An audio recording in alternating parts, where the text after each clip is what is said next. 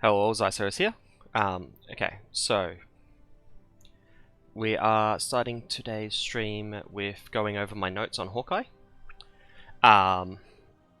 It's just a new idea that I wanted to put forward because of just not really. I don't really enjoy just doing Let's Play content. I would prefer to be more informative, and I write these not in this exact format. I usually do quick notes for particular cards as I'm going.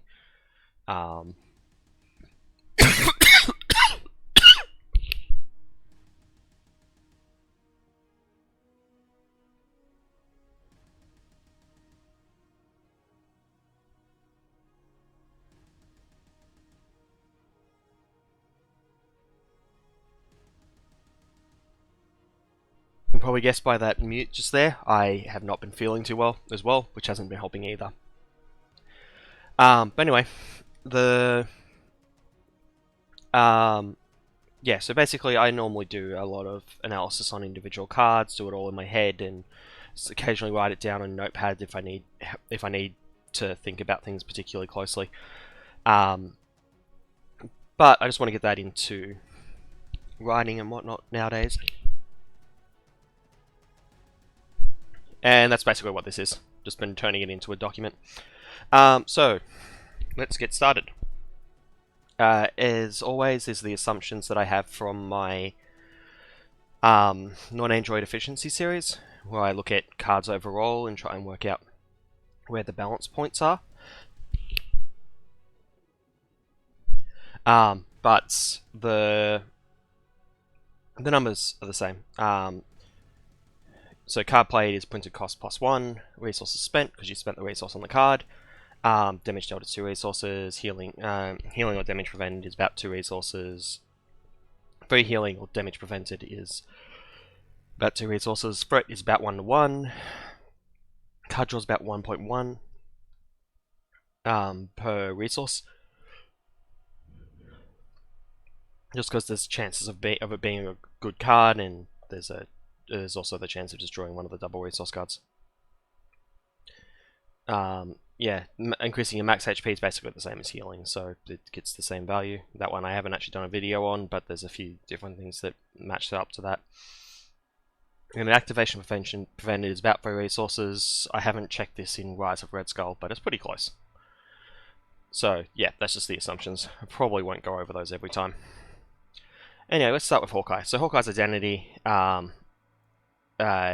he's a 1 fort, 2 attack, 1 defense. He almost always has his bow, so he's actually very, he's generally speaking a free attack character, which means that the only thing he gets decent. Oh, and he's got a recover of 3 on his alter ego side. So the only thing that actually gets him decent value, because the recover is harder to get to, is the free attack. It's the only thing that generates any reasonable amount of value. It's probably what you're going to be using him for if you're not using him for his ability. His hero ability, though, is situationally useful because it makes the arrow less efficient, because you could have done free damage. You're spending free damage as well, on top of what you are spending elsewhere. So yeah, that's just a thing that you have to keep an eye out for, and I'll mention it a few times when we get to the arrows. Hand size is 5 and 6, normal hand size, not too much to worry about there. HP is 9, so he's getting 6 HP worth of value out of that. It's not a big deal. It's the low end. Just contributes to most of his stats being terrible on his identity, but you know, heroes are more than the sum of their stats. So alter ego ability you basically can't use most of the time, except on turn 1. Like, if this was a setup ability, most of the time it would do the exact same thing.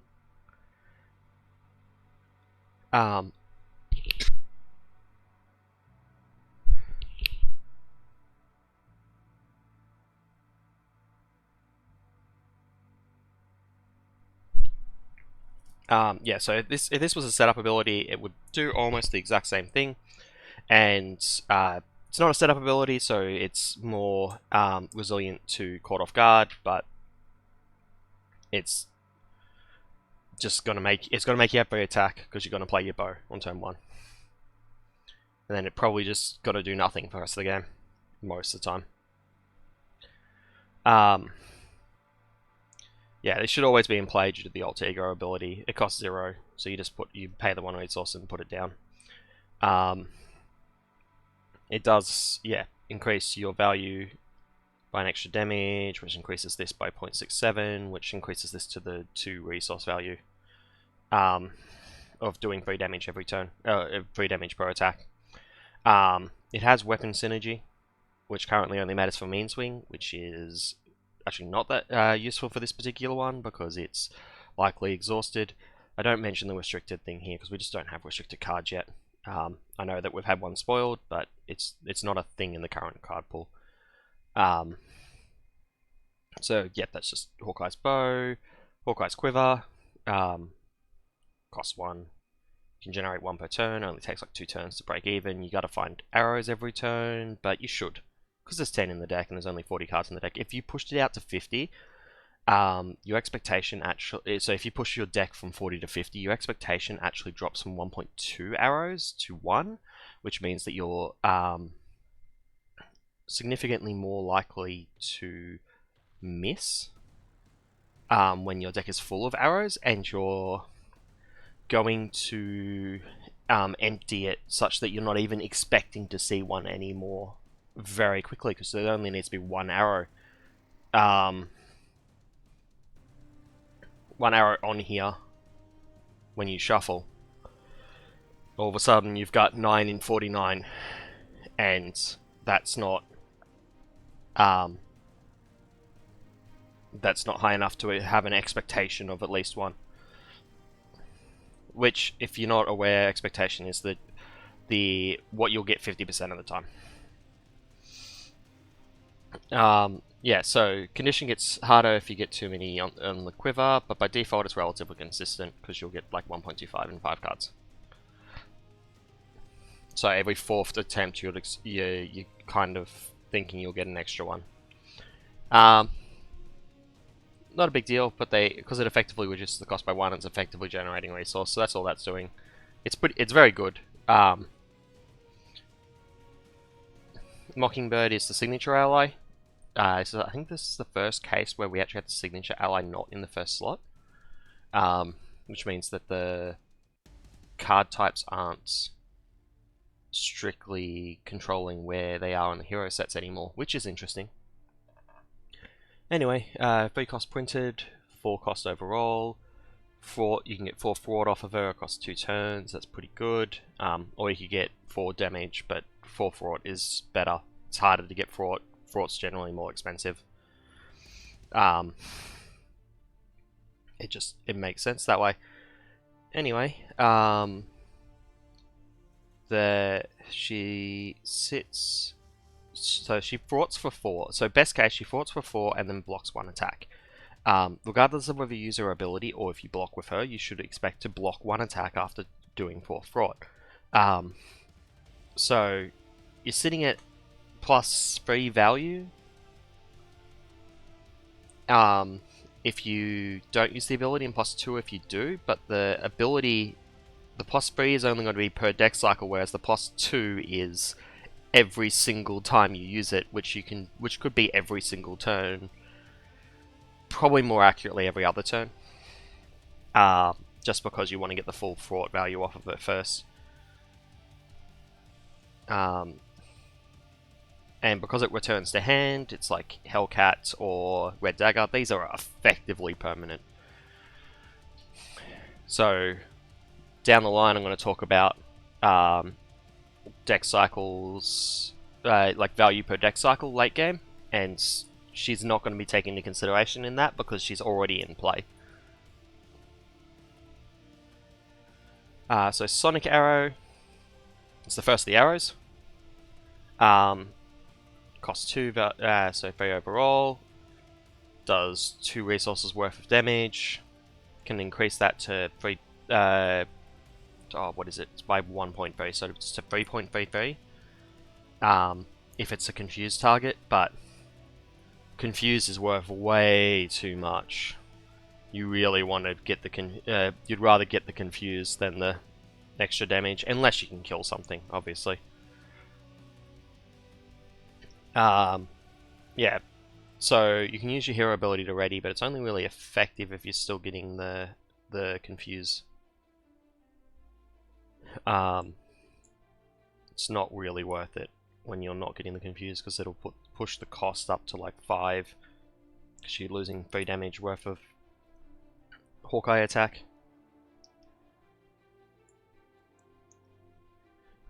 Best case scenario, each copy generates about +2 value per deck cycle, just by playing it, getting the confuse, and then that being your only arrow for the turn, which is still pretty good. Like that's +2 above the aspect curve, and it only costs 3, so that's a pretty big difference. Let's go on to the next arrow. Explosive arrow, similar idea, 2 cost. At worst, it kind of hits roughly where you would expect a damage card from an aspect to land. But it technically scales to infinite if there's a ton of villains. Not villains, minions. Ton of engaged minions.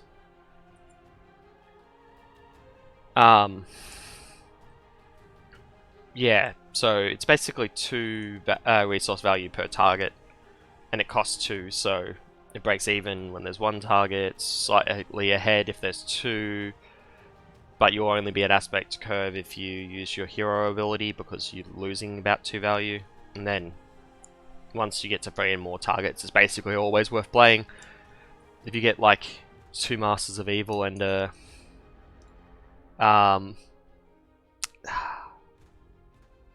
you get like 2 Masters of Evil and villain, you can just play this until all your Masters of Evil are dead. You know, it'd still be worth it, even if you have to exhaust your hero. Electric Arrow. Electric Arrow is the same as Sonic Arrow. It's just a stun versus a confuse. You could argue it's slightly better, because you're more likely to... Yeah, I would argue that the Sonic Arrow is slightly better, because you can go into Alter Ego and draw an extra card relatively safely at that point. But they're both the same values, same numbers. Even the 3 to 5 damage here for this effectively the same condition. They're basically identical. Anything I said for the original, for the Sonic Arrow, applies to the electric as well. Cable Arrow. Cable Arrow is your only ability that allows you to fraud. You have 1 fraud on your hero. You're never going to use it when you can use your attack instead, unless there's a very good reason. The secondary on it doesn't really give it any additional value, but it's situationally useful. So like, you can not lose to the main scheme while there's a Crisis Icon in play. It's basically all it ever does. Whereas normally you still kind of need to remove the Crisis Icon, because you're not going to get enough of these Cable Arrows to survive with it in play still. Permanently, that is. On a shorter time span, it'll be fine. But it does still generate value. It's still effectively a 3 value card for 2 cost. That's useful, and this 3 is a break point for solo play as well, which is quite good. I believe this is the last of the arrows. Now, this one does the most damage from a single arrow at 6. But it's actually generating less value than the status ones, because status cards are very strong. So we're generating 4 cost of value plus your piercing if they happen to have tough. Theoretically, tough should be only 1 point of damage, so it should only be generating 7 points of damage, which is 4.67, resource value, but more realistically, because of all your attacks being 3 damage, all your attacks in set, and your hero attack being 3 as well. I suppose you could use Mockingbird's attack for 2 for it, but you're effectively losing the same because you could have used her to Fraught for 2 instead. And that, yeah, that would be the equivalent of 3 attack. You're basically always going to lose 3 damage to it, unless you have some way to deal less than 3 damage in your deck through aspect or basic cards. So it's just something to keep in mind when you have the chance to remove a tough icon with this, which it shouldn't be that hard to work out that you need to, that if you have the option of piercing a tough icon is better than not piercing a tough icon. But it's just a thing to keep in mind that this damage number could effectively go up to 9 based off deck build, which is a 6 value, which is pretty good. Which would be pretty good. But I think consistently you can only get the 6 damage, which is a +1 value per deck cycle, per copy of this. And I wouldn't use your hero ability on this unless you're defeating the villain, because it puts this into the negative range, and like I don't really need expensive versions of Haymaker. It's not quite that bad, but it'd be 5 cost for 6 damage. It's close though. Anyway, that's all the arrows. Last is just this, which is the Expert Marksman. Just how you pay for the arrows. It's got a 1 to 2 turns to pay for itself. It's not hard to get an arrow per turn. You probably have that just in your hand anyway. None of the arrows require resources at all. They are split 2 to 2 of them have 1 cost, 3 of them have 2. So the fact that there's 2 copies of this makes the second copy actually a little bit suspect, because it's only going to be able to get value on every, say, 3rd arrow, unless you're consistently playing 2 arrows per turn. But like that's hard to justify because you need them into their better positions to warrant playing another arrow that turn, because of the loss you take from HAWKEYE'S attack. So anyway, that's quick thoughts on all that, so we'll just go into conclusions quickly. There's 10 attack events. They're all arrows obviously, but it just means there's a lot of extra attacks. You can only get like 1 per turn most of the time, but the reason I'm mentioning it here is because Yarnborn, and you know, Yarnborn is expensive long term. So it could mean, you know, 2 Yarnborn triggers a turn instead of 1. Roughly. That's pretty good. You'd need to stack your deck pretty high with physical to do it, but still pretty good.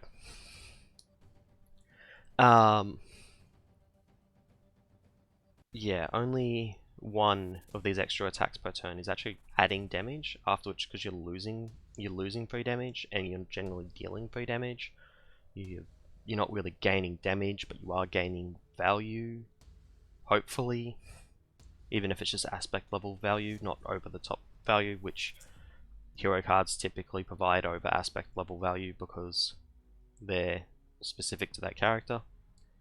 You can get weapon synergy at the cost of an arrow trigger. Maybe there'll be weapon synergy that doesn't require exhausting down the line, and that this won't be the case. Won't be that necessary anymore. But if you really want to go main swing HAWKEYE, you can. Some notes here: you're only effectively able to prevent damage with your signature ally, and you're only able to effectively remove threat with a cable arrow. So that means that if your deck can do either one of those things really well, it's better for solo play, because it covers his weaknesses, which are game ending if you can't do it, can't cover them properly. All the non-permanents in the deck generate about 12 per deck cycle. They're all arrows, but they'll consistently generate about plus 12. So if you can, that's just a number that I calculate because it's to consider whether thinning your deck to absolute maximum is worth it, to just like your hero cards. I don't think it is here. I don't think it's worth it because you'll actually end up not being able to play them all because you don't have enough readies. Or you'll lose all the value from the cards because you're gonna have to start using your hero to exhaust them. But still a number that I like to calculate. There's a relatively high cost on his hero set. Like, we've got an average cost of 2.47. Yeah, just something to keep in mind. He does offset it himself pretty heavily. He's able to generate 3 resources per turn, 4 arrows. Late game, using the quiver for 1 and the 2 marksman, expert marksmans. So at that point, it's effectively free. But you got to set that up first. Just means that he's not fully online at the start of the game like some characters. For solo play, I mentioned here that you need to remove both threats of loss, which is the threat removal and the damage from the signature with the signature ally. Makes leadership probably the easiest to build for solo play, because leadership is a high fraught aspect, particularly based off the allies you choose, and those allies can all be chump blockers to prevent damage. Whereas if you go aggression, you need to sort out both of these problems. If you go justice, you need to sort out how you're going to prevent damage, and if you go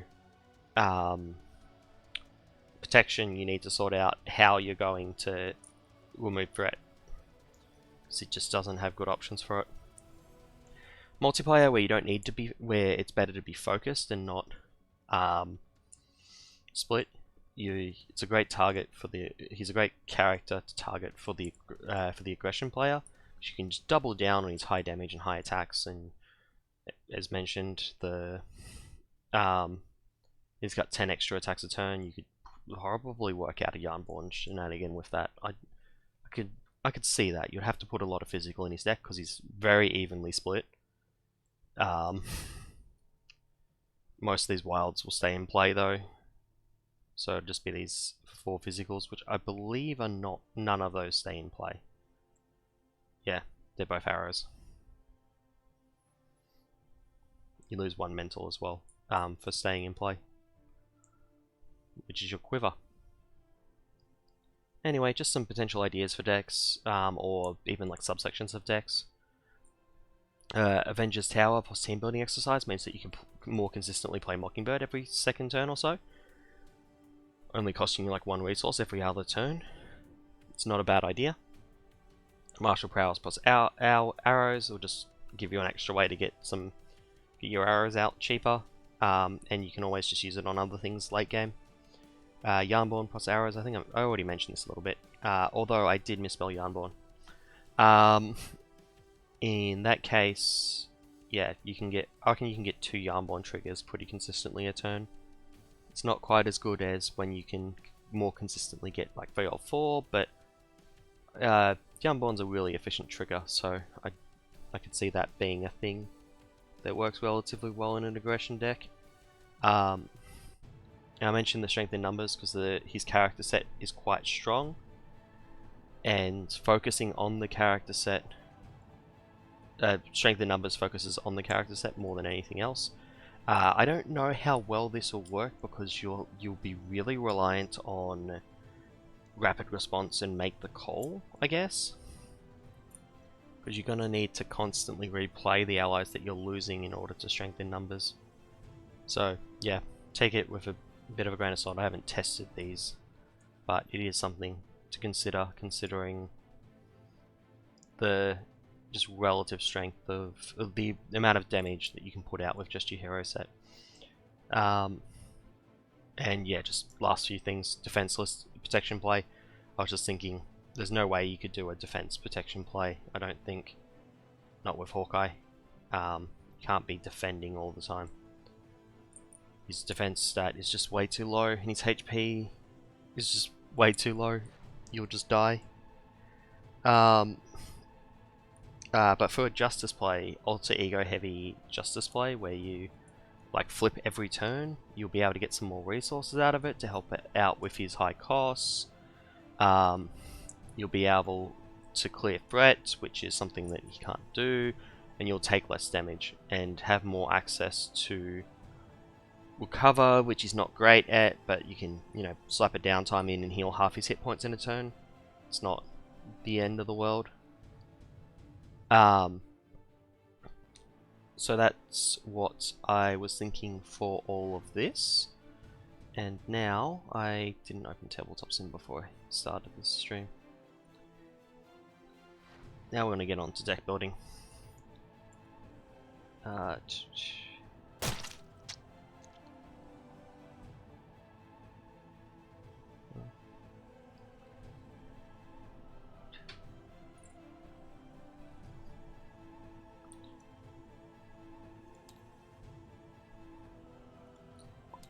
Okay, let's just load this up.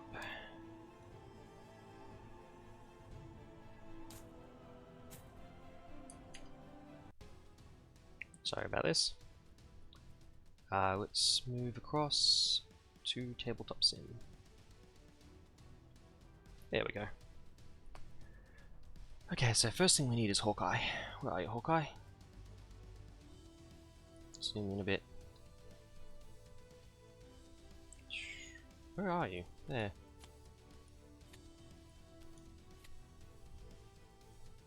Okay. Okay, so I don't want to do justice. I don't really want to do leadership because it's, I think, probably the most straightforward, and I believe I've seen just a ton of leadership Hawkeye decks. So protection I've done previously, so I guess we're doing an aggression.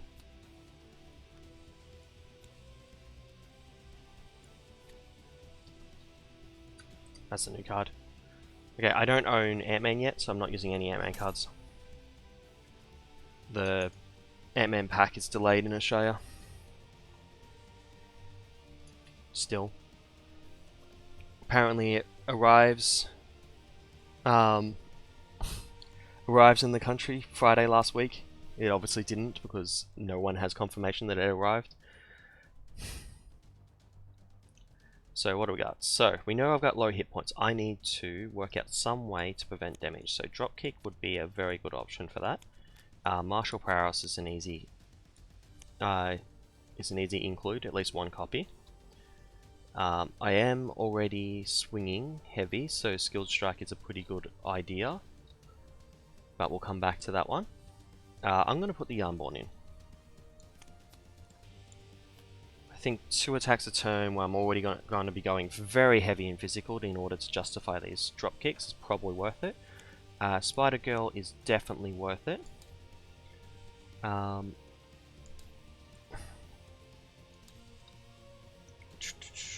Piercing strike probably not. Press the advantage maybe.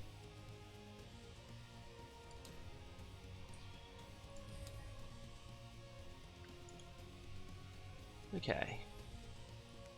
I can't include Mockingbird, but if I get the basic cards out, I can include... Are these the Ant-Man ones?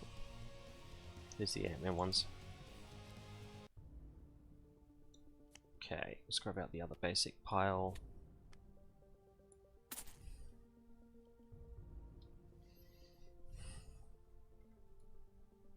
What's in here besides? Asmodee's Heroes. Okay, that's a pretty good include. I know I already said it's expensive, but I'm going to put in at least one copy of Combat Training. It's another relatively expensive card to set up, but I'm always, if I'm going to be, every time I exhaust my character and it's not for a bow, for an arrow, it's going to be for attacking, so, and recovering when I need it. So, this gets me some slightly more. Hulk can come in because I just need someone to block.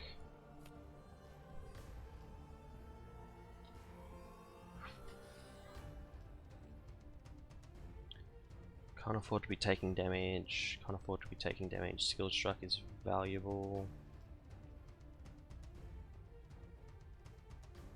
Shield takes forever. Where's Brawn? Brawn does double duty, effectively removing 4 threat and blocking.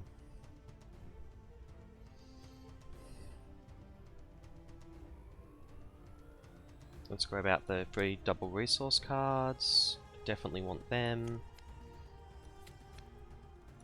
Does dropkick work if you paid this using only... Okay, so Helicarrier and Quincarrier both feed into that. It might both be worth it. I wouldn't normally include Helicarrier in any solo deck I build anymore.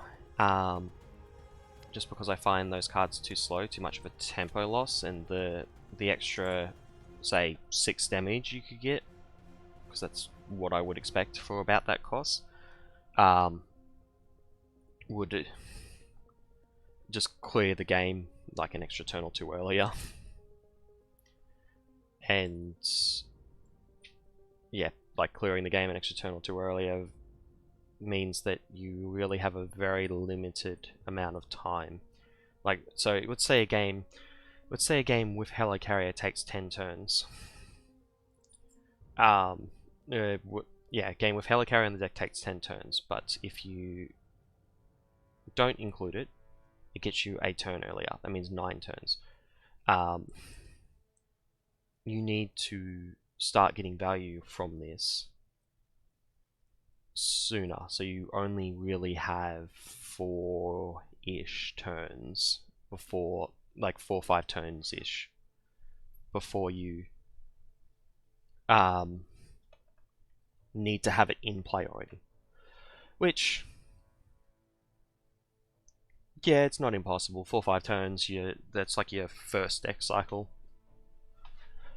If you play it in the first deck cycle, that's probably fine, but you don't always want to do that. You can't always find the space. But I'm mentioning it here specifically because it is a physical resource. I am needing as many physical as I can get for these drop kicks and for this Yarnborn, and because I want to pull some allies that aren't physical resources into play here, particularly Lockjaw and Nick Fury, because I think this is my ally suite alongside the signature Mockingbird. I don't think I go any higher than this. I do get the Quincarrier. I don't need Wild. Oh, I kind of need Wilds with dropkick. Like if I get these 3 cards set up, I can dropkick every turn for full value. So why not? Now, is that plus 12 value worth focusing on? Oh wait, no, I need fraught value. That's fraught, that's a little bit of fraught, but not a lot. These 2 are not any at all. 3 slots, I could put in 3 copies of To the Rescue, go really heavy on the physical resources. What other options do I have?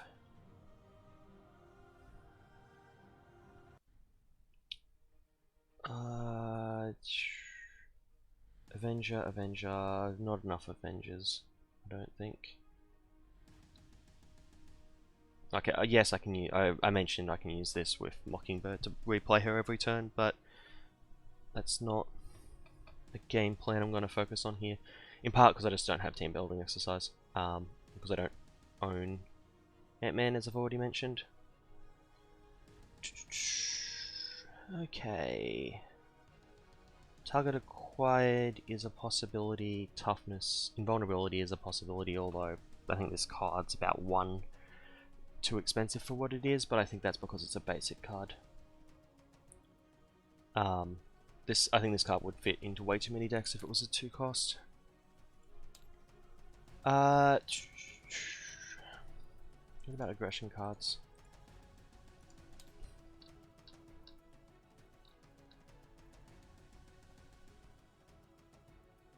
You'll pay for that. I can't afford to be taking hits. I don't expect I'll be able to take more than like 1 or 2 consistently. Chase them down. After your hero. That would include arrow events. Okay. That's pretty good. I got a bunch of ways to attack. Oh, it's not 10 plus 10 attack, it's only plus 6, isn't it? Had my notes wrong. Oops. Yeah,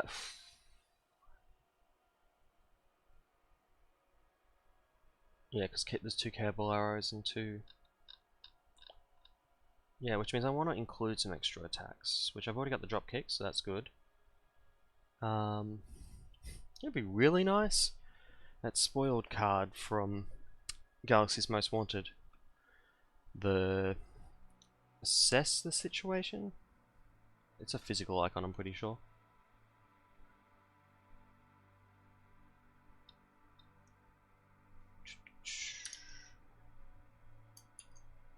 Okay, what do we got?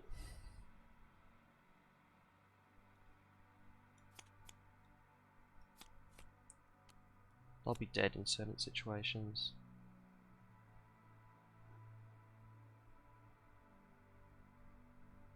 Still, I think combo that with the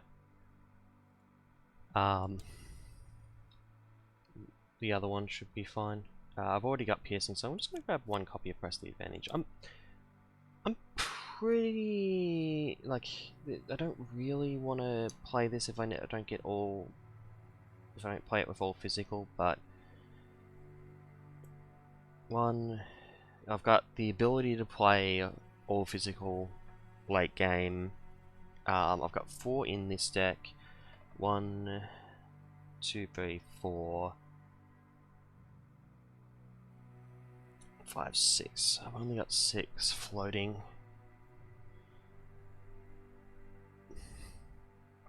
Six floating, 7. It's at least 9. I don't know. I've really 10. I've really miscounted this. I've got 6 here plus 4 in the hero deck. So 10 floating. So in worst case, 40 cards. So what I'm talking about with the 10 physical floating is that I'm not counting the cards that stay in play. Though if I had all the cards that stay in play, I'd only actually need 1. And if I've got 10 physical resources, I would be expecting about 1 in 4. So I expect about 1.5 in an alter ego turn and about 1.25 in a hero turn. And if dropkick is one of them, there's only a 25% chance that I've got the other one I need.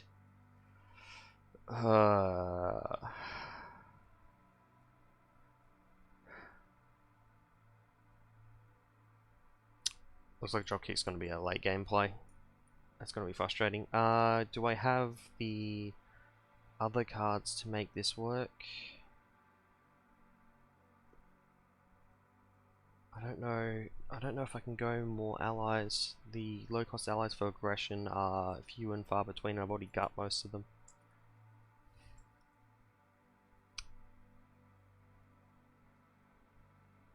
I've also only got 20 cards.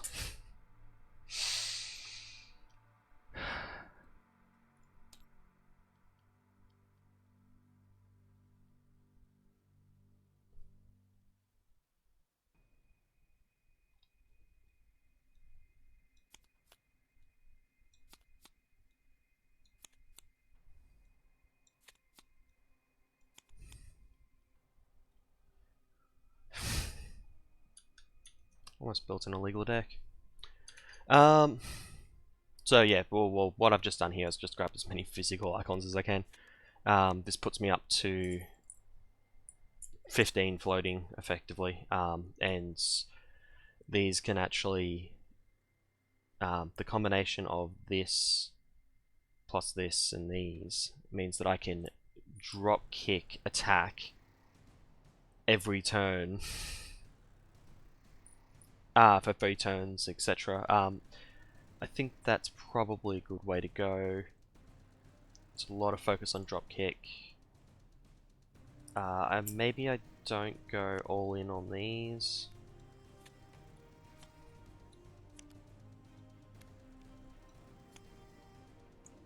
Maybe I get a second press the advantage.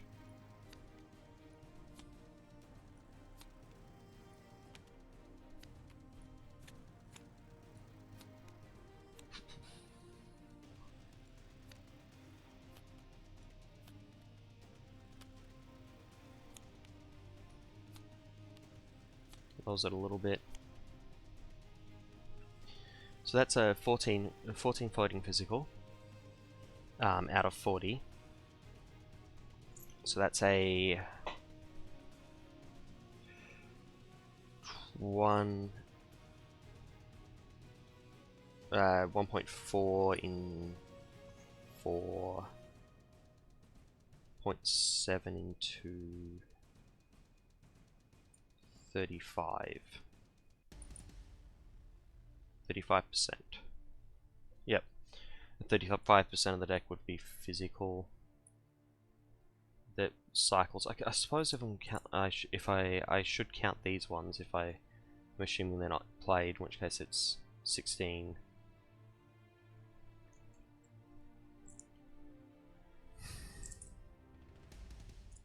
Out of 40, which is 4 in 10, which is a 40%, which is about 2. And I could have at most this one in play. So I'd still have to get lucky to get a drop kick, but not as bad as it was before.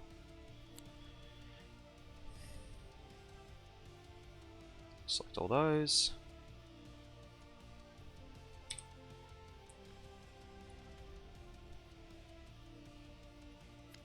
Maybe I should have grabbed a War Machine.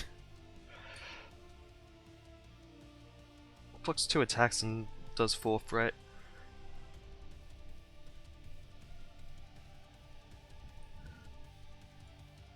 Oh well, we'll see. We'll see how this goes.